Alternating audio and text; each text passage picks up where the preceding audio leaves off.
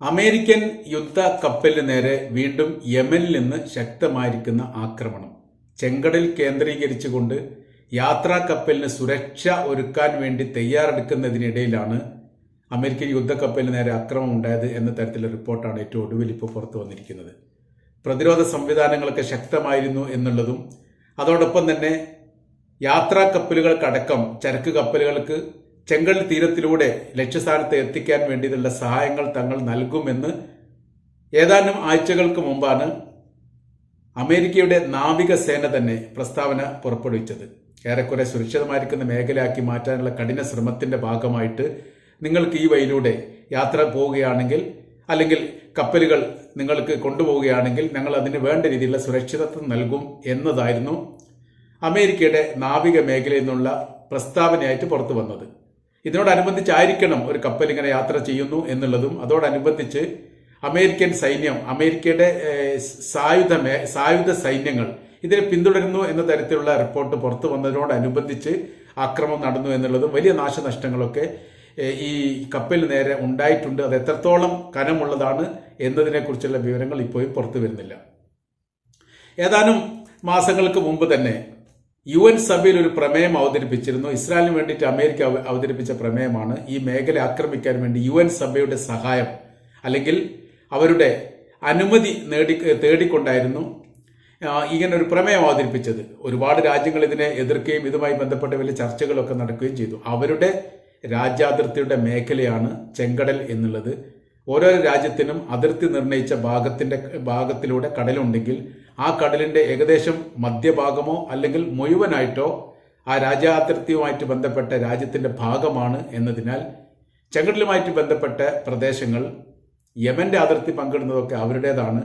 അതുകൊണ്ട് അവരുടെ കടലിന്റെ ഇടുക്കിലൂടെ അല്ലെ കടൽ ദേശത്തിലൂടെ അവരുടെ കൈവശ മേഖലയായിട്ട് കണക്കാക്കിക്കൊണ്ട് തന്നെ ആ മേഖലയുടെ കപ്പൽ പോവുകയാണെങ്കിൽ അവരുടെ അനുമതി ആവശ്യമുണ്ട് എന്നുള്ളത് രാജ്യാന്തര നിയമമാണ്. ആ നിയമം അവർക്കും ബാധകമാണ്, മറ്റുള്ള രാജ്യത്തിനും ബാധകമാണ്. എന്നാൽ അമേരിക്ക അത് അംഗീകരിക്കുന്നില്ല.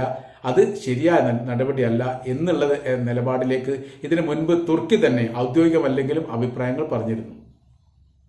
അപ്പൊ അമേരിക്കയുടെ തീരദേശ ഭാഗത്തിലൂടെയൊക്കെ അനുമതിയില്ലാത്ത രീതിയിൽ മറ്റേതെങ്കിലും കപ്പൽ ഓടിച്ചാൽ നിങ്ങൾ ആക്രമിക്കുക, പിടികൂടുകയോ ചെയ്യപ്പെടുന്ന പോലെ മറ്റു രാജ്യത്തിനും അതിനുള്ള സ്വാതന്ത്ര്യം അവകാശമുണ്ട് എന്നാണ് പറഞ്ഞു വെക്കുന്നത്. അപ്പൊ ഇപ്പോൾ യുദ്ധം തുടങ്ങിയ അതോടനുബന്ധിച്ച് ഒക്ടോബർ 7-ാം തീയതിയുള്ള 2023 യുദ്ധത്തോടനുബന്ധിച്ച് തന്നെ ഏറെക്കുറെ ചെങ്കടലിന്റെ തീരത്ത് യമന്റെ സൈനിക നിരീക്ഷണങ്ങൾ ഉണ്ടായിരുന്നു. ഇപ്പോഴും അത് തുടരുകയാണ്. പല ഘട്ടങ്ങളിലും ഇതിനെ ഇല്ലാതാക്കാനുള്ള ശ്രമങ്ങൾ അമേരിക്കയും അതോടൊപ്പം തന്നെ ബ്രിട്ടനും നടത്തുകയും ചെയ്തു. പക്ഷെ അത് പരാജയപ്പെടുകയാണ്. വലിയ നാശങ്ങളും വലിയ നഷ്ടങ്ങളുമാണ് യൂറോപ്യൻ രാജ്യങ്ങളുടെ കപ്പലുകൾക്കും അമേരിക്കൻ നാവിക പടകൾക്കും ആ ഭാഗത്തുണ്ടായത്. അമേരിക്കയുടെ ഏറ്റവും വലിയ യുദ്ധ പടക്കപ്പലായിരിക്കുന്ന അബ്രഹാം ലിങ്കൺ ഈ മേഖലയിൽ നിന്ന് ചെങ്കടലിന്റെ ഭാഗങ്ങൾ ഒഴിവാക്കിക്കൊണ്ട് മെഡിറ്ററേനിയൻ കടലിന്റെ ഭാഗത്തിലേക്ക് പോകാനുള്ള കാരണം തന്നെ അക്രമത്തെ അല്ലെങ്കിൽ യമന്റെ ഭാഗത്തുണ്ടാവുന്ന മിസൈൽ അറ്റാക്കിനെ പ്രതിരോധിക്കാൻ വേണ്ടി സാധിക്കാത്തതാണ്. അപ്പൊ ഈ മേഖല ഇപ്പോഴും സുരക്ഷിതമല്ലെന്നും ഈ ഭാഗങ്ങളിലൂടെ യാത്ര ചെയ്യുന്ന കപ്പലുകൾ തീർച്ചയായിട്ടും തങ്ങളുടെ അനുമതി വാങ്ങണമെന്നും തങ്ങളുടെ അനുമതി ഇല്ലാത്ത കപ്പലുകളെ തങ്ങൾ ആക്രമിക്കുമെന്നുള്ള യമന്റെ നിലപാട് അവർ ആവർത്തിച്ചു. അപ്പോൾ ഹൂത്തികളുമായി ചേർന്നുകൊണ്ടാണ് യമൻ പ്രവർത്തിക്കുന്നത് എന്നൊരു പ്രത്യേകത ഉണ്ട്. യമനെ സംബന്ധിച്ചിടത്തോളം യമന്റെ രാജ്യഭരണ സംവിധാനത്തിനെതിരെയുള്ള പ്രവർത്തന ഭാഗമായിട്ടായിരുന്നു ഹൂത്തികൾ ഉണ്ടായിരുന്നത്, വിമതസേനയായിട്ട്. ഈ വിമതസേനക്ക് ഇറാൻ വലിയ പിന്തുണ നൽകി. യമന്റെ സർക്കാരിന് അമേരിക്ക അടക്കമുള്ള രാജ്യങ്ങളുടെ പിന്തുണ ഉണ്ടായിരുന്നു. സൗദി അറേബ്യയും ഒരു കാലത്ത് അവരെ സഹായിച്ചിരുന്നു. എന്നാൽ അത് ആ കാലങ്ങളൊക്കെ മാറി പിന്നീട് യമൻ സർക്കാരും ഹൂത്തികളും ഏറെക്കുറെ ഒന്നിച്ചുകൊണ്ട് നീങ്ങുന്ന ഒരു സ്ഥിതിവിശേഷം ഉണ്ടായി. ഇതിനെ പ്രതിരോധിക്കാൻ വേണ്ടി അമേരിക്കക്ക് സാധിക്കാത്തൊരു സാഹചര്യമാണ് ഇപ്പോൾ നിലനിൽക്കുന്നത്. അപ്പൊ നിരന്തരം അമേരിക്കയുടെ സൈനിക മേഖലകൾക്ക് നേരെ തന്നെ വലിയ കനത്ത രീതിയിലുള്ള ആക്രമണം ഉണ്ടാകുന്നത് അവരെ ലോകത്ത് തന്നെ നാണം കെടുത്തുന്ന സ്ഥിതിവിശേഷമാണ്. 34 സ്ഥാനത്തിന്റെ ഒക്കെ ലോകത്തിലെ ആയുധ വിപണിയോ ആയുധ സംവിധാനങ്ങളൊക്കെ കമ്പയർ ചെയ്ത് നോക്കുന്ന സമയത്ത് യമൻ എന്ന് പറയുന്ന രാജ്യം 34 എത്രയോ താഴെയായിട്ടാണ് നിൽക്കുന്നത്. 1-ാം സ്ഥാനത്തിൽ നിൽക്കുന്ന അമേരിക്കയാണ് ഇത്രയും സൈനിക ബലത്തിൽ താഴെയുള്ള രാജ്യം നിരന്തരം പരാജയപ്പെടുത്തിക്കൊണ്ടേയിരിക്കുന്നത്. 15-ലധികം ആക്രമണങ്ങൾ ഈ യമന്റെ വ്യത്യസ്ത മേഖലകളിൽ അമേരിക്കയും ബ്രിട്ടനും സംയുക്തമായി തന്നെ നടത്തിയിരുന്നു. വലിയ നാശങ്ങളും നഷ്ടങ്ങളും ഉണ്ടായിട്ടുണ്ട്. ഹൂത്തികളെ സംബന്ധിച്ചിടത്തോളം യമന്റെ സൈനിക മേഖലയെ സംബന്ധിച്ചിടത്തോളം തകർക്കാൻ വേണ്ടി സാധിച്ചിട്ടുള്ളത്. സനയുടെ ഭാഗങ്ങളിൽ തങ്ങൾ ഇല്ലാതാക്കാൻ വേണ്ടി ശ്രമിച്ചു. ഇങ്ങനെ ഒരുപാട് അവകാശങ്ങളൊക്കെ അമേരിക്ക നിരന്തരം പറഞ്ഞുകൊണ്ടിരിക്കുന്നതിനിടയിൽ തന്നെ യമന്റെ ഭാഗത്തു നിന്ന് വീണ്ടും ആക്രമണം ഉണ്ടാകുന്നത് സ്വാഭാവികമാണ്. ഇപ്പോഴത്തെ ആക്രമണത്തെക്കുറിച്ച് പറയുന്നു, അതിശക്തമായിരിക്കുന്ന നൂതന മിസൈലുകൾ ഉപയോഗിച്ചുകൊണ്ട് യമന്റെ ഭാഗത്ത് വന്നിരിക്കുന്ന ആക്രമണത്തെ പ്രതിരോധിക്കാൻ വേണ്ടി അമേരിക്കക്ക് സാധിക്കാതെ പോയി. കപ്പലിൽ തന്നെ അത് പതിക്കുകയും വലിയ രീതിയിലുള്ള തീപിടുത്തങ്ങളും നാശങ്ങളും നഷ്ടങ്ങളും ഉണ്ടാവുകയും ചെയ്തു. അത് എത്രത്തോളം ഉണ്ട് എന്നത് കണക്കാക്കാൻ വേണ്ടി സാധിക്കുന്നില്ല എന്നുള്ളതാണ്. അമേരിക്ക എന്നാൽ അവകാശപ്പെടുന്ന അത്തരം അക്രമം ഉണ്ടായിട്ടുണ്ട്, തങ്ങൾക്ക് അതിനെ പ്രതിരോധിക്കാൻ വേണ്ടി സാധിച്ചിട്ടുണ്ട്. ചില ഭാഗങ്ങൾ മാത്രമാണ് കപ്പലിന്റെ ഭാഗത്തേക്ക് വീണത്. അത് നശിപ്പിക്കാൻ വേണ്ടിയോ അല്ലെങ്കിൽ ഇല്ലാതാക്കാൻ വേണ്ടിയിട്ടോ തങ്ങൾക്ക് സാധിച്ചിട്ടുണ്ട് എന്ന് അവർ അവകാശപ്പെടുകയും ചെയ്യുന്നുണ്ട്. അത് സ്വാഭാവികപരമായി യൂറോപ്യൻ രാജ്യങ്ങളും അമേരിക്ക അടങ്ങുന്ന രാജ്യങ്ങളുമൊക്കെ അവർക്ക് നേരെ ഉണ്ടാകുന്ന ആക്രമത്തെയും അവർക്ക് നേരെ ഉണ്ടാകുന്ന യുദ്ധത്തെയും നിസ്സാരവൽക്കരിച്ചുകൊണ്ട് സംസാരിക്കുക എന്നുള്ളത് സ്വാഭാവികമായിട്ട് അവർ ചെയ്യാറുള്ളതാണ്. ഈ ഭാഗത്തും ഈ രീതി ഇവിടെയും അങ്ങനെ തന്നെയാണ് കാണാൻ വേണ്ടി സാധിക്കുന്നത്. ഏതായിരുന്നാലും കെടുതികൾ ഉണ്ടായിട്ടുണ്ട്, നാശങ്ങളും നഷ്ടങ്ങളും ഉണ്ടായിട്ടുണ്ട്. 200-ലധികം അക്രമങ്ങളാണ് യുദ്ധം തുടങ്ങിയതിന് ശേഷം, 200-ലധികം കപ്പലുകൾക്ക് നേരെ ആക്രമണമാണ് ഈ മേഖലയിൽ 2023 ഒക്ടോബർ 7 ഹമാസിന്റെ ആക്രമണത്തിന് ശേഷം ഉണ്ടായത് എന്നാണ്. ഇത് ഒരുപാട് കപ്പലുകൾ തകർന്നതും തീപിടിച്ചതും കപ്പൽ താഴ്ന്നു പോകുന്നതും പരിക്കോടുകൂടി തിരിച്ചെത്തിയതും അങ്ങനെ വ്യത്യസ്തമാണ് ഈ മേഖലയിലെ കപ്പലുകൾക്ക് സംഭവിച്ചിരിക്കുന്ന കേടുപാടുകൾ. അമേരിക്കയെ സംബന്ധിച്ചിടത്തോളം ഈ മേഖല കീഴടക്കിക്കൊണ്ട് ഇവിടെ യാത്രാ സഞ്ചാരം എളുപ്പമാക്കുകയും അതോടൊപ്പം തന്നെ കപ്പലുകൾക്ക് യമൻ വാങ്ങുന്ന പണത്തിന്റെ ഇരട്ടി അവർ തന്നെ അമേരിക്ക തന്നെ വാങ്ങണം എന്ന് ഉദ്ദേശിച്ചായിരുന്നു യുദ്ധത്തിന് വേണ്ടിയിട്ട് അല്ലെങ്കിൽ ഈ മേഖല സുരക്ഷിതമാക്കാൻ വേണ്ടി ആദ്യഘട്ടത്തിൽ തന്നെ അമേരിക്ക പുറപ്പെട്ടത്.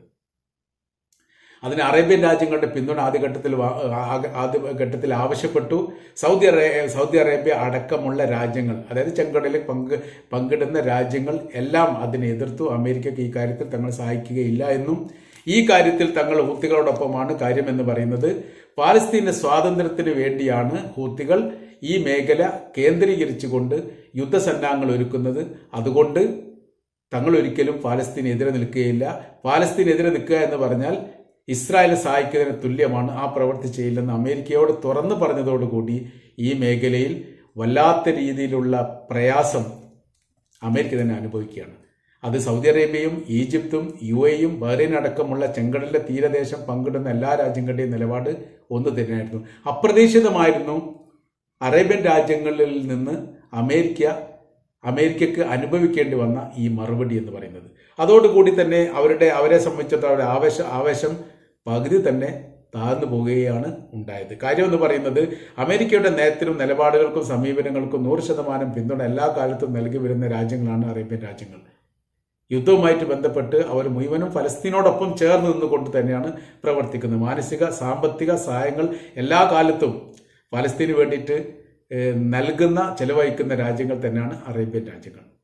ഈ കാര്യത്തിൽ അമേരിക്കക്കെതിരെ നിലപാട് സ്വീകരിച്ചതോടുകൂടി അവരും അറേബ്യൻ രാജ്യങ്ങളും അമേരിക്കയും വല്ലാത്ത രീതിയിൽ അകന്നു പോയിരിക്കുന്നു എന്ന് വ്യത്യസ്ത റിപ്പോർട്ടുകൾ കാണാൻ വേണ്ടി സാധിക്കും. ഏതായിരുന്നാലും ഇപ്പോഴത്തെ അവസ്ഥ എന്ന് പറഞ്ഞാൽ നിരന്തരം അക്രമം നടന്നുകൊണ്ടിരിക്കുന്ന അല്ലെങ്കിൽ നിരന്തരം അക്രമം അനുഭവിച്ചു കൊണ്ടിരിക്കുന്ന ഒരു സ്ഥിതിയിലേക്ക് അമേരിക്കയുടെ സൈനിക മേഖലയും പ്രത്യേകിച്ച് നാവികസേനയും ചെങ്കടലിൽ മാറിയിരിക്കുന്നു എന്നും ഇതിനെ പ്രതിരോധിക്കാനുള്ള ഒരു സംവിധാനത്തിലും അമേരിക്ക വിജയിക്കാൻ വേണ്ടി സാധിക്കുന്നില്ല.